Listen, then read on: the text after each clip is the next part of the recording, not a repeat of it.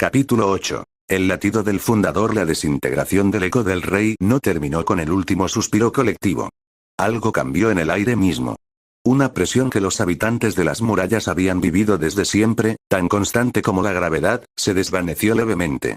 Para Naruto, en su modo sabio, el mundo sonó diferente. El constante y lejano zumbido de agonía se atenuó, dejando al descubierto una nota más profunda y potente, un latido lento y agonizante que venía de todas partes y de ninguna. ¿Eso, es un corazón?, pensó, desconcertado. Es el núcleo de la maldición, mocoso, gruñó Kurama, su tono cargado de una cautela inusual. Le has dado un golpe directo a su sistema nervioso. Algo, o alguien, se ha despertado en la dimensión de los pads. El silencio era absoluto. La interminable columna de titanes de arena se había detenido. Ymir Fritz, la niña esclava, ya no miraba a la distancia. Sus ojos, vacíos por 2000 años, estaban fijos en sus propias manos. La lágrima clara que había brotado dejó un camino limpio en el polvo de su mejilla.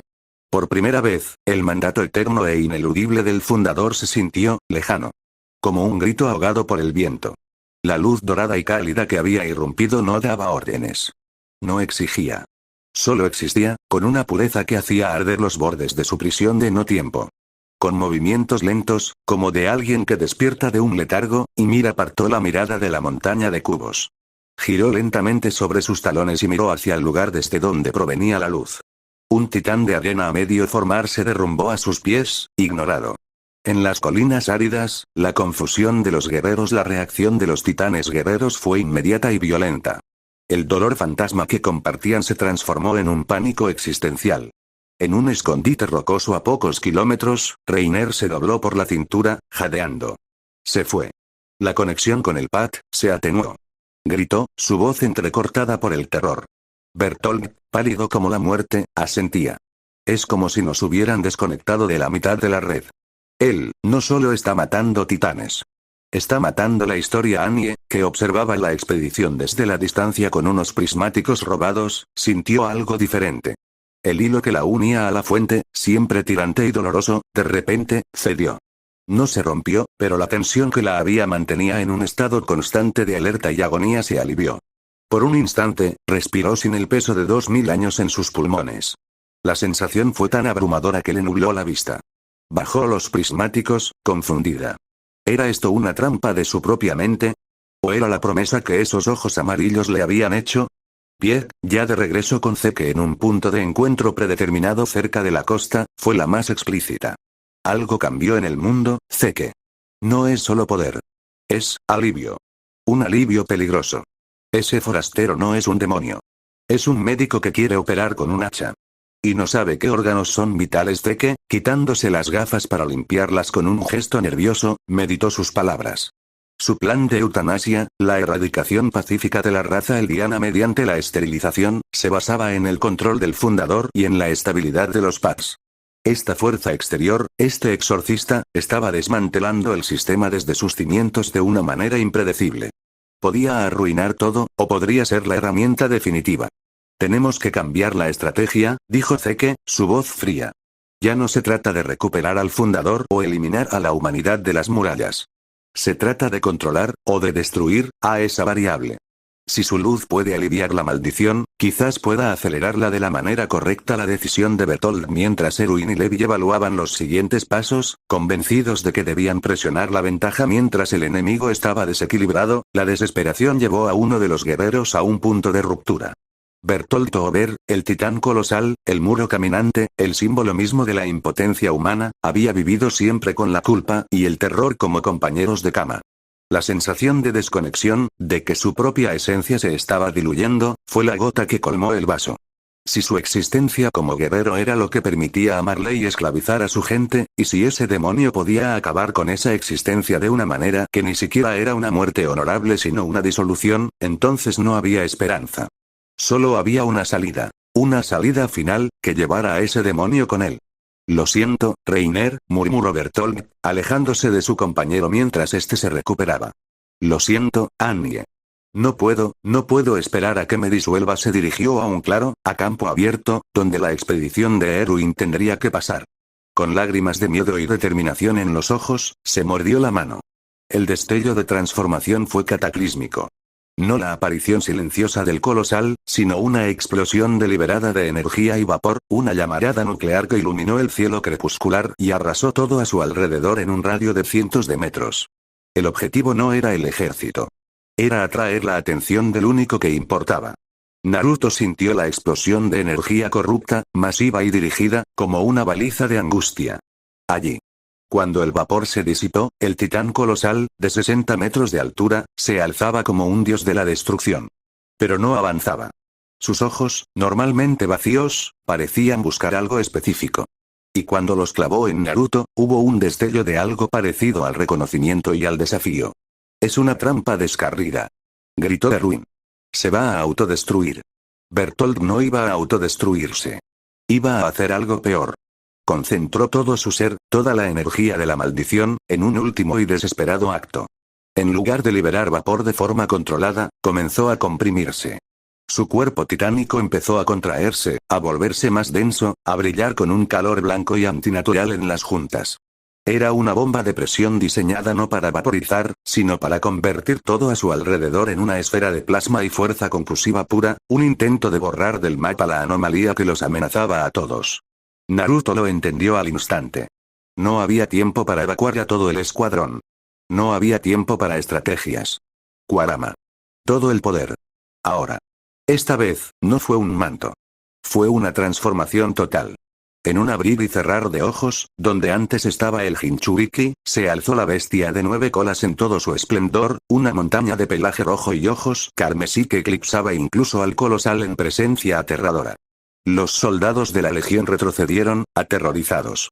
Era el sueño y la pesadilla hechos realidad. Un titán que luchaba por ellos. El 9 colas rugió, un sonido que partió el cielo. Luego, abrió su boca. No para morder, sino para concentrar una esfera de energía negra y roja, girando y creciendo hasta alcanzar un tamaño monstruoso. La bola de la bestia con cola. Bertolt, el colosal, vio la esfera de oscuridad y luz concentrada y supo que había logrado su objetivo. Había forzado al demonio a revelar su verdadera forma. Con un último pensamiento para su padre, liberó toda la energía comprimida. El mundo se detuvo. Y entonces, dos fuerzas apocalípticas chocaron. La explosión del colosal, una esfera de luz blanca y calor absoluto, se expandió para consumirlo todo. La bola de la bestia con cola, un vórtex de chakra puro y purificador, avanzó para devorar la explosión. El impacto no fue sonoro. Fue un vacío de sonido, seguido de una onda de fuerza que no derribó árboles, los pulverizó. La luz fue tan blanca que cegó a todos los presentes. Cuando la visión regresó, el paisaje estaba irreconocible. Un cráter perfecto, de medio kilómetro de ancho y vidriado en su base, ocupaba el lugar del claro. No había rastro del titán colosal. No había polvo, ni vapor. Había sido borrado por completo. El 9 colas, en el borde del cráter, permanecía en pie, pero su forma titánica titilaba, agotada. Con un último resplandor, se desvaneció, revelando a un Naruto exhausto que cayó de rodillas, jadeando. Usar ese nivel de poder en este mundo, donde el chakra natural era escaso y extraño, había sido un drenaje monumental. Pero el verdadero shock no fue la destrucción. Fue la visión. En el instante de la colisión, cuando el chakra purificador de la bola se encontró con la esencia corrupta del colosal, no hubo solo aniquilación. Hubo un destello. Un instante de conexión. Todos los presentes, especialmente Eren, Armin, Mikasa y los soldados con una sensibilidad particular, vieron. Vieron destellos de una vida. Un niño tímido llamado Bertolt Ober, entrenando bajo el sol de un campo extraño, anhelando la aprobación de un padre, cargando con el peso de una misión imposible, mirando a sus amigos de las murallas con culpa y cariño. Lo vieron sufrir, dormir, comer, rezar. Lo vieron humano. Y en el último microsegundo antes de la aniquilación total, vieron su rostro, no el del titán, sino el del joven, relajarse. Sus ojos, en esa visión colectiva, perdieron el miedo. Por una fracción de segundo, hubo paz. Y luego, liberación. El silencio que siguió al estruendo fue aún más profundo. No era el silencio del alivio, sino el del trauma compartido. Armin, que había visto en el colosal el símbolo de todo su terror, lloraba en silencio, confundido. Eren tenía los puños apretados, pero su furia habitual se había congelado, reemplazada por un conflicto insoportable. Había visto al monstruo, y había visto al niño. Y no podía reconciliarlos. Naruto, de rodillas en el borde del cráter, miraba sus manos temblorosas. No solo había purgado un titán. Había presenciado, y mostrado a todos, el alma atrapada dentro. Había convertido una muerte en una confesión pública y una absolución forzada. Levi se acercó, su habitual desdén reemplazado por una grave solemnidad. ¿Estás bien, mocoso? Naruto asintió, levantando la vista. Sus ojos azules, normales otra vez, reflejaban una profunda fatiga. Él, solo quería que el dolor terminara. De la única manera que conocía en ese momento, a través del viento que silbaba sobre el cráter vidrioso, llegó un sonido. No era un grito. Era un nombre, gritado con desesperación y rabia desde lejos. Bertolt.